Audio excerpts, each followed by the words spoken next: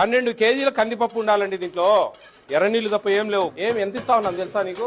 6,000 రూపాయలు ఇస్తా ఉన్నాం మేము ఈ కూర. ఇది మన గవర్నమెంట్ స్కూల్స్ లో మిడ్ డే మీల్ పరిస్థితి. ఇండియన్ ఎడ్యుకేషన్ సిస్టమ్ గురించి మనం చాలా ప్రౌడ్ గా మాట్లాడతాం. ఇంకా యూనివర్సిటీస్ గురించి చెప్పాలి అంటే ఇండియాలో top most institutes like IIM Delhi and IIM Bombay global institutes rankings లో టాప్ 100 లో కూడా లేవు. Think about it. మన ఇండియాలోని టాప్ ఇన్స్టిట్యూట్స్ కనీసం గ్లోబల్ స్టేజ్ మీద కంపీట్ చేయలేకపోతున్నాయి. ప్రాబ్లం ఎక్కడుంది? బడ్జెటా? ఇండియన్ ఎడ్యుకేషన్ బడ్జెట్ $15 బిలియన్ మాత్రమే.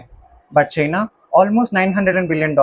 మన ఫ్యూచర్ కోసం మనం ఎంత ఇన్వెస్ట్ చేస్తున్నాం? Please from the 6% of GDP amount ని అలోకేట్ చేయాలి అంటున్నారు ఎక్స్పర్ట్స్.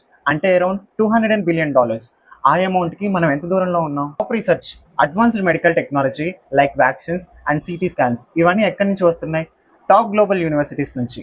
మన దగ్గర అలాంటి మెడికల్ ఎకోసిస్టమ్ లేకపోవడం వల్ల చాలా మంది ఇండియన్ స్టూడెంట్స్ ఈవెన్ సిటిజన్షిప్ కూడా వదులుకొని బెటర్ ఆపర్చునిటీ కోసం ఫారిన్ కంట్రీస్ కి వెళ్ళిపోతున్నారు. If India wants to become a true global power, education ని ఒక ఎక్స్పెన్స్ లాగా కాదు, ఇన్వెస్ట్మెంట్ లాగా చూడాలి. అప్పుడే మన ఫ్యూచర్ చేంజ్ అవుతుంది.